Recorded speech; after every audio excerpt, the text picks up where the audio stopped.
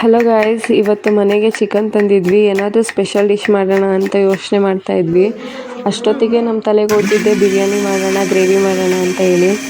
ನಾವು ಆ ಬಿರಿಯಾನಿ ಮತ್ತು ಗ್ರೇವಿನ ಇನ್ನೂ ಸ್ಪೆಷಲ್ ಮಾಡೋಣ ಅಂತ ಹೇಳಿ ಯೋಚನೆ ಮಾಡ್ತಾಯಿದ್ವಿ. ಅಷ್ಟೊತ್ತಿಗೆ ನಮ್ಮ ಹುಡುಗ ಅವರೇ ಇನಿಷಿಯೇಟಿವ್ ತಗೊಂಡು ನಾನೇ ಚಿಕನ್ ಬಿರಿಯಾನಿ ಮಾಡ್ತೀನಿ ಅಂತ ಹೇಳಿ ಚಿಕನ್ ಬಿರಿಯಾನಿಗೆಲ್ಲ ಅವ್ರ ಕೈಯಾರೇ ಅವರು ಈರುಳ್ಳಿ ಟೊಮೆಟೊ ಎಲ್ಲ ಹಚ್ಚಿ ಮಸಾಲೆ ಎಲ್ಲ ರುಬ್ಬಿ ಅವರೇ ಒಗ್ಗರಣೆ ಹಾಕ್ತಿದ್ದಾರೆ.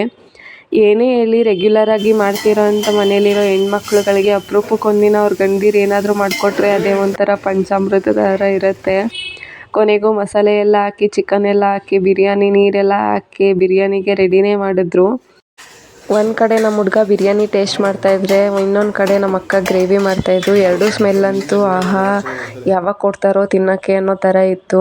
ನಾನು ಯಾವಾಗಲೂ ಏನಾದರೂ ಡಿಶ್ ಮಾಡಿದ್ರೆ ಇಲ್ಲ ವೆಜ್ ಆಗಲಿ ನಾನ್ ವೆಜ್ ಆಗಲಿ ಏನೇ ಮಾಡಲಿ ಡೈಲಿ ಬಂದು ನಮ್ಮ ಹುಡುಗ ಒಂದು ಸಲ ಅದನ್ನ ಟೇಸ್ಟ್ ಮಾಡಿ ನನಗೆ ಕರೆಕ್ಟಾಗಿದೆಯಾ ಉಪ್ಪು ಸಪ್ಪೆನಾ ಅಂತ ಹೇಳಿದ್ರೇ ನಂಗೆ ಸಮಾಧಾನ. ಇವತ್ತಿನವರೆಗೂ ನಾನು ಯಾವತ್ತೂ ನನ್ನ ಅಡುಗೆನ ಟೇಸ್ಟ್ ಮಾಡಿ ಕರೆಕ್ಟಾಗಿದೆ ಅಂತ ಜಡ್ಜ್ ಮಾಡಿಲ್ಲ.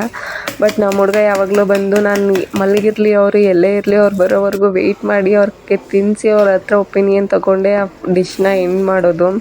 ಯಾಕಂದರೆ ಅಷ್ಟು ಪರ್ಫೆಕ್ಟಾಗಿ ಹೇಳ್ಕೊಡ್ತಿರ್ತಾರೆ.